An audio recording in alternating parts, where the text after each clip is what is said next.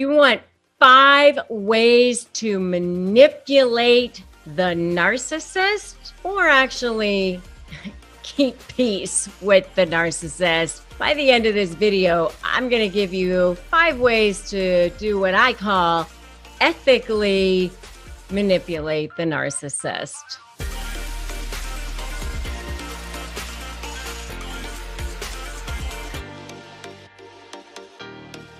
Hey there, I'm Rebecca Zung, and I am a narcissist negotiation expert. I am an attorney. I have spent my life dealing with narcissists and also negotiating with them in my law practice. And on this channel and in these videos, I teach you how to shift the dynamics so that you can become the most powerful person in the room, not just in negotiating with them, but in also liberating yourself so that you have access to justice, freedom, peace of mind. And if that sounds good, then feel free to subscribe to this channel and hit that notification bell. Okay, so what I call this is ethically manipulating the manipulator, really just so that you can learn how to feel freedom in your life and keep the peace. And I mean, in my world, what I call it is learning how to uncondition the conditioning that they've done to you. Because what happens with a narcissist is early on, they start conditioning you. They start to see if you are going to be a good form of supply for them. They need endless amount of supply, and you provide that to them. I mean, it's kind of sick, but literally you are their food, you're their lifeblood, you're their oxygen. You're not really like a person to them in the sense of a healthy relationship. You're really just a source of food or a supply for them. And so what you are doing here is like unconditioning this conditioning. You're kind of separating that from them. And so it's really a healthy way of getting rid of that. You know, I call it manipulating the narcissist, but it's keeping the peace, but it's also starting to place boundaries. It's also making that shift so that you can start to become more assertive. And, you know, I hear people say all the time when they start to negotiate with narcissists, or they start to make that separation, I don't want to be aggressive, or I don't want to be assertive, or I don't want to fight. If you want any kind of fair settlement, if you want any kind of resolution that looks like something that you might want at all, you're going to have to be. You're never going to get anything you want at all if you don't. And they're never going to leave you alone, because remember, they get supply from manipulating you. They get supply from intimidating you. They get supply from jerking you around. So they're never going to leave you alone if you don't. So if you want peace at all, you're going to have to do these kinds of things. Okay. So one of the things that you can do is what I call bartering. Bartering is something that in a normal world is an exchange of goods and services without money. But what I mean in this situation is where you basically give them a little something of what they want so that you can get a little something of what you want.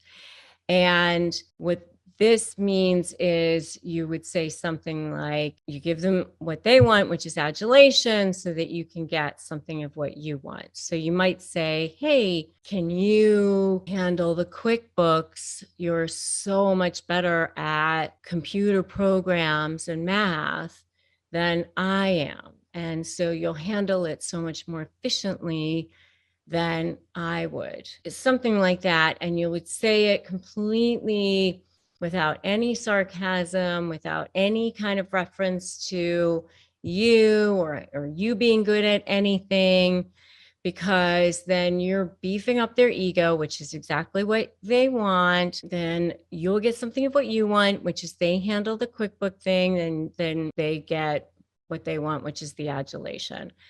And you say it without any sarcasm or any tone, because, narcissists hear tones like dogs hear whistles. Like, even if there's no tone, they hear tone. I always say, if you need to go shower or vomit later, then go do that. But, they get a little something of what they want, and then you get a little something of what you want. So that's one way. Another way of manipulating the narcissist, by the way, number 2, is to stay confident. That totally messes with their mind, because they don't know what to do with that.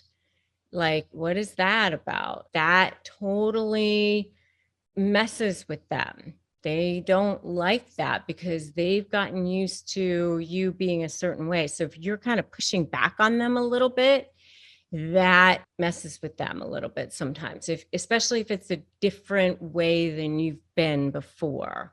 So if you're kind of pushing back on them, or you're more confident than you've been in the past, that will mess with them.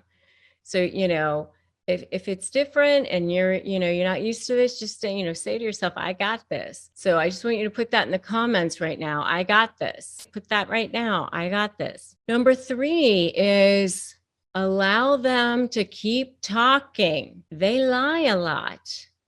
That traps them. It's great for leverage. Let them keep talking. Let them keep writing emails. Let them use all that stuff. It is great for leverage. And I talk about that a lot in my Slay program. That is definitely part of the SLAY. You want to use all their lies for building leverage. Makes great leverage. And if you want to know how narcissists respond when you catch them in lies, definitely check out my video on that topic. Number 4, this is difficult for people sometimes, but give them room to hang themselves. So if you are in a situation where you are potentially mediating temporary issues, for example, sometimes people don't want to give them room to hang themselves. Let them, because they will mess up. They will. So give them room to hang themselves. Give them room to mess up. They will. Give them opportunities to not do things that they're supposed to do, even at work or whatever. A lot of times narcissists, especially covert narcissists, are inherently lazy. I had to deal with that with a covert narcissistic business partner, who didn't do what they were supposed to do. Let them have opportunities to, where they say there's going to do things. They don't have a whole lot of integrity a lot of times. So, when you give them rope to do things, they oftentimes don't do things they're supposed to do. Those are great opportunities for, documentation to show that they didn't do what they were saying they were supposed to do. Great leverage. Okay. You can catch them in that stuff. So give them room to hang themselves. That's number 4. And number 5 is ask them for their advice or thoughts on things, especially when you're in negotiations. What do you think about this? What are you thinking on this? Really great, because then you can get their thoughts on what they're thinking, and you can get ideas on their direction and what you think they're thinking for settlement, what resolution. You can get their ideas on how they're thinking about for settlement. Let them come to some ideas, because they're going to be more likely to settle that way. And you can get ideas on what their direction is. So, get them thinking, and it's a way to sort of manipulate them toward where you want them to go. So these are all ways to ethically manipulate the manipulator. And by the way, it gets them talking again. Going back to number 3, get them talking. They lie a lot. trap them, great for leverage, right? So those are the 5 ways to ethically manipulate the manipulator. And it also helps you to keep the peace, by the way. Okay. So if you like this video, give it a like, give it a share, drop me a comment. Make sure you subscribe to this channel, hit that notification bell. And remember that today is always a great day to start negotiating your best life. You can always grab my free Crush My Negotiation prep worksheet at winmynegotiation.com. And you are certainly always welcome to join my free private Facebook group at Narcissist Negotiators with Rebecca Zung as well. Thank you so much for stopping by today. And remember to slay. I will see you in the next video.